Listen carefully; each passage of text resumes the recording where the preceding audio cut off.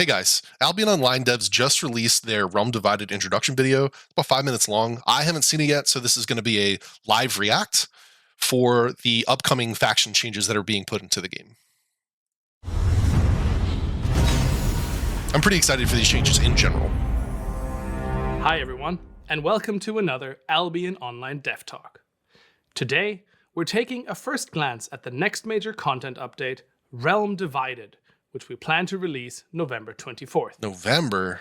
This update marks a major step forward for Albion Online, as we revisit one of the game's most iconic features, faction warfare. It's the heartbeat of the Royal Continent, where city pride, open-world combat, and large-scale strategy collide. For many players, faction warfare represents their first true taste of Albion's living, breathing PvP. Over the years, the system has given rise to incredible stories and rivalries, but it's also shown us its limitations. Some of its best ideas didn't reach their full potential, fights felt too scattered, travel times too long, and opportunities for spontaneous PvP were too rare. So with the Realm Divided update, we're expanding on the systems that already exist to deepen the faction warfare experience, to make it more strategic, more connected, and more alive than ever.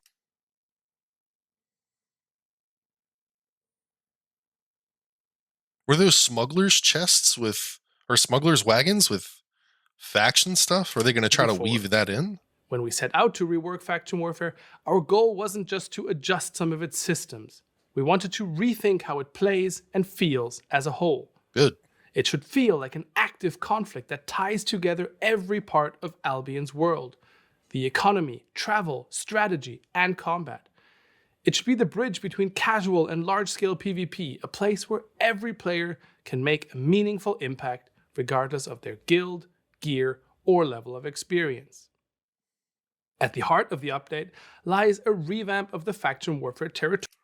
They're adding literal territories to faction? Oh, that's going to go real well. Tutorial mechanics.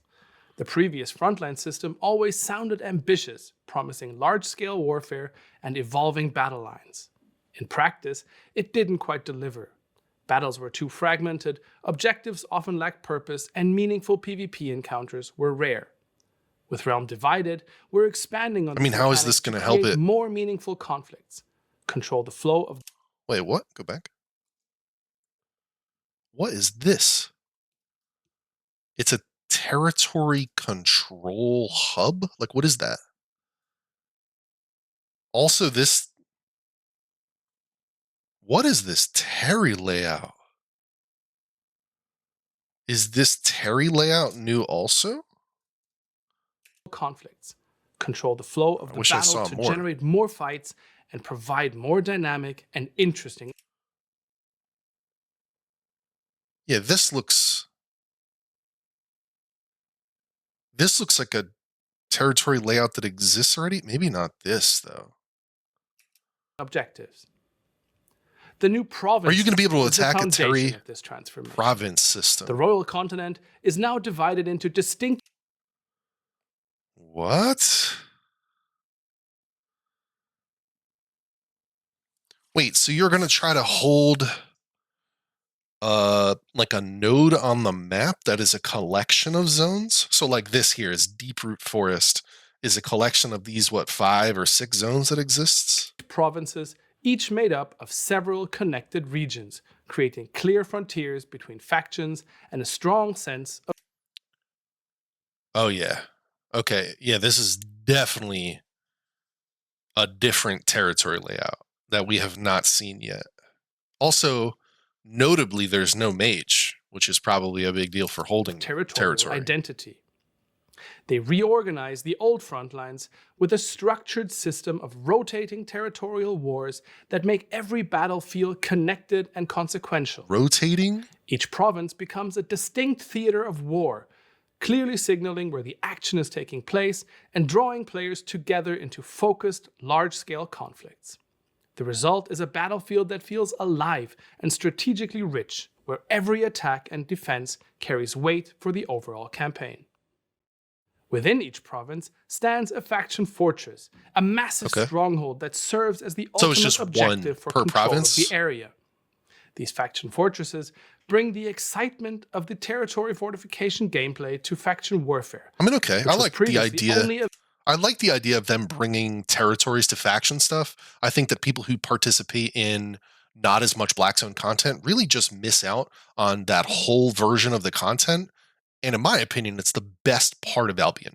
It is the thing that I really like about Albion is like territory style combat, available for that high-end guilds in the mid to large Outlands, scale combat. giving everyone the chance to experience large-scale sieges. Capturing and defending these locations feeds directly into the larger war effort, Unironically, I wonder if this is going to increase the cost of siege hammers. pushing the front lines forward or repelling the attacker, and giving every victory and defeat lasting weight.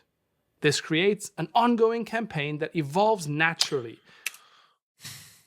If the faction controls the territory, who's going to be responsible for like upgrading walls and stuff like that? And alternatively, who's going to benefit from owning the territory itself? The whole faction?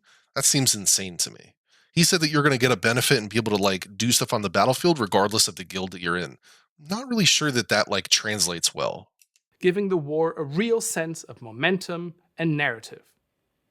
We're incredibly excited They just for put a you clip to in of that guy experience these dying. changes yourself and have a chance to give feedback. That's why we're inviting you all to a Faction Warfare playtest on the public staging server on October 17th. That's 2 days from now. Your feedback will help shape how these systems evolve before the full launch in By the November. time you see this, is going to be You can tomorrow. check out the article linked in the description for all the playtest details, including I'm going to what link kind that of article rewards below. you can get for participating. Interesting. You get gold if you're a top contributor from each faction. Interesting. This is just the start of our deep dive into Albion's next era of faction warfare.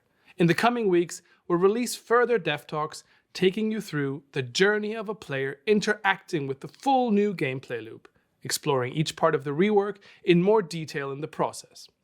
In those videos, we'll cover the new ways of getting to the front. Oh, interesting. So these are portals that you can take to get to where you want to go.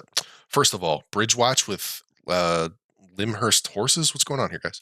Front lines, the new activities that make the provinces feel Yep, these are smugglers. Yeah, I was saying, dude, that it seems like alive, they're going to try to and weave finally, smugglers the in. epic siege of a fortress battle.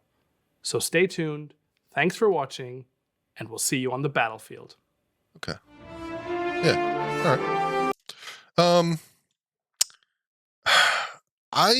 Like I said, I'm pretty excited for this update in general. I'm glad to see this content.